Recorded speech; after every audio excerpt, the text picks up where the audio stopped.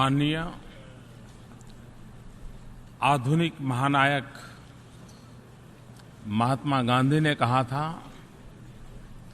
हम उस भावी विश्व के लिए भी चिंता करें जिसे हम नहीं देख पाएंगे।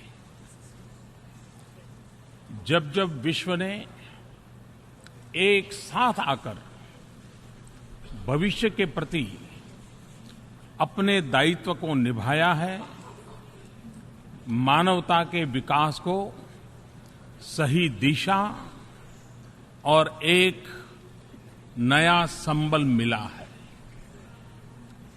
70 साल पहले जब एक भयानक विश्व युद्ध का अंत हुआ था, तब इस संगठन के रूप में एक नई आशा ने जन्म लिया था। आज हम फिर मानवता की नई दिशा तय करने के लिए यहां एकत्र हुए हैं। मैं इस महत्वपूर्ण शिखर सम्मेलन के आयोजन के लिए महासचिव महोदय को हृदय से बधाई देता हूं। एजेंडा 2030 का विजन महत्वाकांक्षी है और उद्देश्य उतने ही व्यापक है। यह उन समस्याओं को प्राथमिकता देता है जो पिछले कई दशकों से चल रही है। साथ ही साथ यह सामाजिक, आर्थिक और पर्यावरण के विषय में हमारी परिपक्व होती सोच को भी दर्शाता है। यह खुशी की बात है कि हम सब गरीबी से मुक्त विश्व का सपना देख रहे हैं। हमारे निर्धारित लक्ष्यों में गरीबी उन्मूलन सबसे ऊपर है। आज दुनिया में 1.3 बिलियन लोग गरीबी की दयनीय जिंदगी जीने के लिए मजबूर है। हमारे सामने प्रश्न केवल यह नहीं है कि गरीबों की आवश्यकताओं को कैसे पूरा किया जाए, और न ही यह केवल गरीबों के अस्तित्व और सम्मान तक ही सीमित प्रश्न है। साथ ही यह हमारी नैतिक जिम्मेदारी मात्र है, ऐसा मानने का भी प्रश्न नहीं है। अगर हम सबका साझा संकल्प है कि विश्व शांतिपूर्ण हो, व्यवस्था न्यायपूर्ण हो और विकास सस्टेनेबल हो, तो गरीबी के रहते यह कभी भी संभव नहीं होगा। इसलिए गरीबी को मिटाना यह हम सबका पवित्र दायित्व है। भारत के महान विचारक पंडित दीनदयाल उपाध्याय के विचारों का केंद्र बिंदु अंत्योदय रहा है। यूएन के एजेंडा 2030 में भी अंत्योदय की महक आती है। भारत दीनदयाल जी की जन्मशती वर्ष को मनाने की तैयारी कर रहा है, तब यह एक निश्चित ही सुखद संयोग है। भारत एनवायरमेंटल गोल्स के अंतर्गत क्लाइमेट चेंज और सस्टेनेबल कंजम्पशन को दिए गए महत्व का स्वागत करता है। आज विश्व आइलैंड स्टेट्स की चिंता कर रहा है और ऐसे राष्ट्रों के भविष्य पर ध्यान केंद्रित करता है। यह स्वागत योग्य है और इनके सिस्टम पर अलग से लक्ष्य निर्धारण, मैं उसे एक अहम कदम मानता हूं। मैं हमेशा ब्लू रिवॉल्यूशन का पक्षधर रहा हूं, जिसमें हमारे छोटे छोटे आइलैंड राष्ट्रों की रक्षा एवं समृद्धि, सामुद्रिक संपत्ति का न्यायोचित उपयोग और नीला आसमान, ये तीनों बातें सम्मिलित हैं। हम भारत के लोगों के लिए ये संतोष का विषय है कि भारत ने विकास का जो मार्ग चुना है, उसके और यूएन द्वारा प्रस्तावित सस्टेनेबल डेवलपमेंट गोल्स के बीच बहुत सारी समानताएं हैं। भारत आजाद हुआ तब से गरीबी से मुक्ति पाने का सपना हम सब ने संजोया है। हमने गरीबों को सशक्त बनाकर गरीबी को पराजित करने का मार्ग चुना है। शिक्षा एवं स्किल डेवलपमेंट, यह हमारी प्राथमिकता है।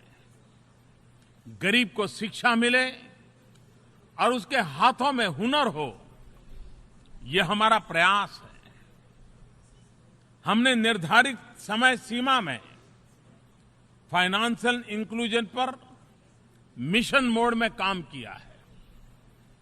180 मिलियन नए बैंक खाते खोले गए। यह गरीबों का सबसे बड़ा एम्पावरमेंट है। गरीबों को मिलने वाले लाभ सीधे खाते में पहुंच रहे हैं। गरीबों को बीमा योजनाओं का सीधे लाभ मिले, इसकी महत्वाकांक्षी योजना आगे बढ़ रही है। भारत में बहुत कम लोगों के पास पेंशन सुविधा है। गरीबों तक पेंशन की सुविधा पहुंचे, इसलिए पेंशन योजनाओं के विस्तार का काम किया है।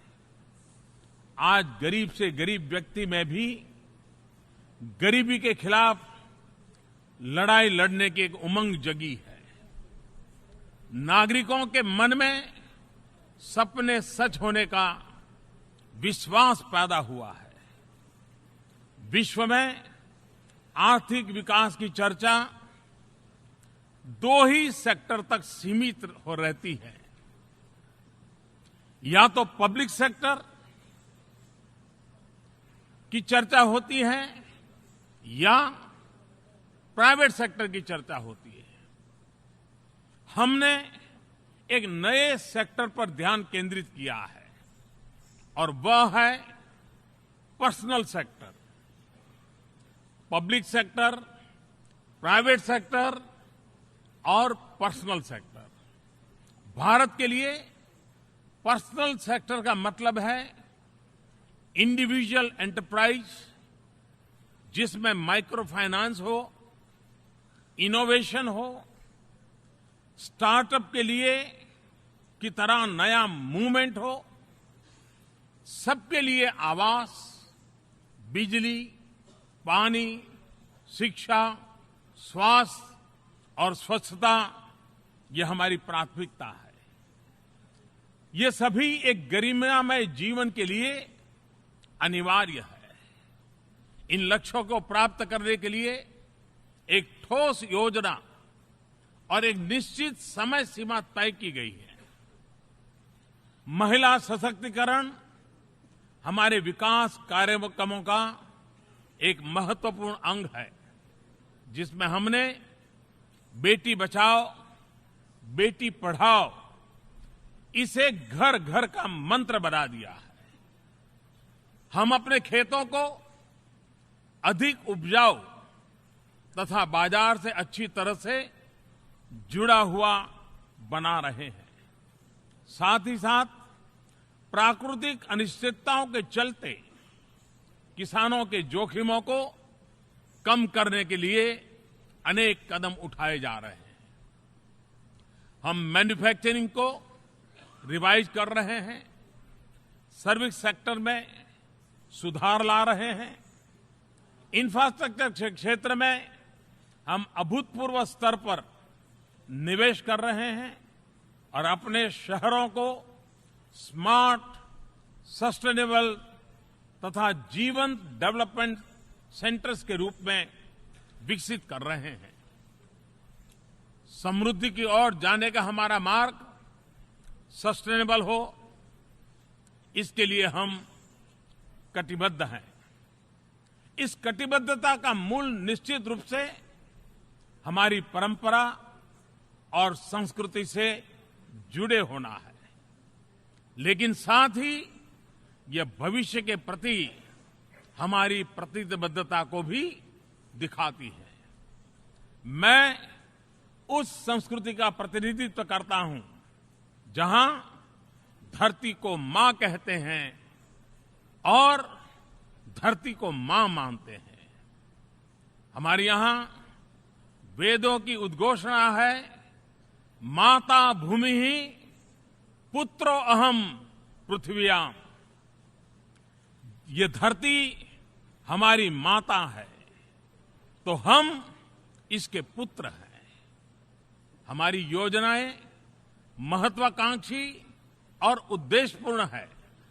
जैसे अगले 7 वर्षों में 175 गीगावाट रिन्यूएबल एनर्जी की क्षमता का विकास, एनर्जी एफिशिएंसी पर बल, बहुत बड़ी मात्रा में वृक्षारोपण का कार्यक्रम, कोयले पर विशेष टैक्स, परिवहन व्यवस्था में सुधार, शहरों और नदियों की सफाई, वेस्ट टू वेल्थ की मूवमेंट, मानवता के छठे हिस्से का सस्टेनेबल डेवलपमेंट समस्त विश्व के लिए तथा हमारी इस सुंदर वसुंधरा के लिए अत्यंत महत्वपूर्ण है। निश्चित रूप से यह दुनिया कम चुनौतियों और व्यापक उम्मीदों वाली होगी, ये मेरा विश्वास है, जो अपनी सफलता को लेकर अधिक आश्वस्त होगी। हम अपनी सफलता और रिसोर्सेज दूसरे के साथ बांटेंगे। भारतीय परंपरा में पूरे विश्व को एक परिवार के रूप में देखा जाता है। उदार चरिता नाम तु वसुधैव कुटुंबकम। उदार बुद्धि वालों के लिए तो संपूर्ण संसार एक परिवार होता है, एक कुटुंब है। आज भारत एशिया तथा अफ्रीका और प्रशांत महासागर से अटलांटिक महासागर में स्थित छोटे छोटे आइलैंड स्टेट्स के साथ डेवलपमेंट पार्टनर के रूप में अपने दायित्व को निर्वाह कर रहा है। सस्टेनेबल डेवलपमेंट सभी देशों के लिए राष्ट्रीय उत्तरदायित्व का विषय है। साथ ही उन्हें नीति निर्धारण के लिए विकल्पों की आवश्यकता होती है। आज हम यहां संयुक्त राष्ट्र में इसलिए हैं क्योंकि हम सभी यह मानते हैं कि अंतर्राष्ट्रीय साझेदारी अनिवार्य रूप से हमारे सभी प्रयासों के केंद्र में होनी चाहिए। फिर चाहे यह डेवलपमेंट हो या क्लाइमेट चेंज की चुनौती हो,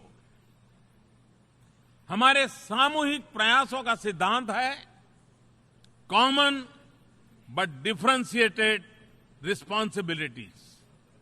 अगर हम क्लाइमेट चेंज की चिंता करते हैं तो कहीं न कहीं हमारे निजी सुख को सुरक्षित करने की बू आती है। लेकिन यदि हम क्लाइमेट जस्टिस की बात करते हैं तो गरीबों को प्राकृतिक आपदाओं से सुरक्षित रखने का संवेदनशील संकल्प उभर करके आता है। क्लाइमेट चेंज की चुनौती से निपटने में उन समाधानों पर बल देने की आवश्यकता है जिनसे हम अपने उद्देश्यों को प्राप्त करने में सफल हो सके। हमें एक वैश्विक जन भागीदारी का निर्माण करना होगा जिसके बल पर टेक्नोलॉजी, इनोवेशन और फाइनेंस का उपयोग करते हुए हम क्लीन और रिन्यूएबल एनर्जी को सर्वसुलभ बना सके। हमें अपनी जीवन शैली में भी बदलाव करने की आवश्यकता है ताकि ऊर्जा पर हमारी निर्भरता कम हो और हम सस्टेनेबल कंजम्पशन की ओर बढ़े। साथ ही एक ग्लोबल एजुकेशन प्रोग्राम शुरू करने की आवश्यकता है जो हमारी अगली पीढ़ी को प्रकृति के रक्षण एवं संवर्धन के लिए तैयार करे। मैं आशा करता हूं कि विकसित देश डेवलपमेंट और क्लाइमेट चेंज के लिए अपनी वित्तीय प्रतिबद्धताओं को पूरा करेंगे without in any way putting both under the same head. मैं यह भी आशा करता हूं कि टेक्नोलॉजी फैसिलिटेशन मैकेनिज्म टेक्नोलॉजी और इनोवेशन को विश्व के कल्याण का माध्यम बनाने में सफल होगा। यह मात्र निजी लाभ तक सीमित नहीं रह जाएंगे। जैसा कि हम देख रहे हैं, दूरी के कारण चुनौतियों से छुटकारा नहीं है। सुदूर देशों में चल रहे संघर्ष और अभाव की छाया से भी वे उठ खड़ी हो सकती है। समूचा विश्व एक दूसरे से जुड़ा हुआ है, एक दूसरे पर निर्भर है और एक दूसरे से संबंधित है। इसलिए हमारी अंतर्राष्ट्रीय साझेदारी को भी पूरी मानवता के कल्याण को अपने केंद्र में रखना होगा।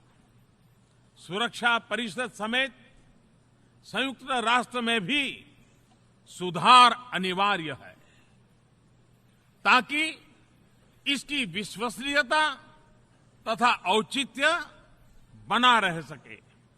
साथ ही व्यापक प्रतिनिधित्व के द्वारा हम अपने उद्देश्यों की प्राप्ति अधिक प्रभावी रूप से कर सकेंगे। हम एक ऐसे विश्व का निर्माण करें जहां प्रत्येक जीव मात्र सुरक्षित महसूस करे, उसे अवसर उपलब्ध हो और सम्मान मिले। अपनी भावी पीढ़ी के लिए अपने पर्यावरण को और भी बेहतर स्थिति में छोड़ करके जाएं। निश्चित रूप से इससे अधिक महान कोई और उद्देश्य नहीं हो सकता, परंतु यह भी सच है कि कोई भी उद्देश्य इससे अधिक चुनौतीपूर्ण भी नहीं है। आज 70 वर्ष की आयु के संयुक्त राष्ट्र में हम सबसे अपेक्षा है कि हम अपने विवेक, अनुभव, उदारता, सहृदयता, कौशल एवं तकनीकी के माध्यम से इस चुनौती पर विजय प्राप्त करें। मुझे दृढ़ विश्वास है कि हम ऐसा कर सकेंगे। अंत में मैं सबके कल्याण की मंगल कामना करता हूं। सर्वे भवन्तु सुखिनः, सर्वे सन्तु निरामया, सर्वे भद्राणि पश्यन्तु, मां कश्चित् दुर्भाग् भवेत्। सभी सुखी हो, सभी निरोगी हो, कल्याणकारी देखें, किसी को भी किसी प्रकार का दुख न हो। इसी मंगल कामना के साथ आप सबका बहुत बहुत धन्यवाद।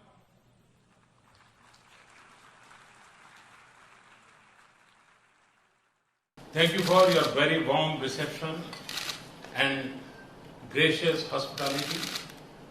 Thank you for your kind words of friendship for India.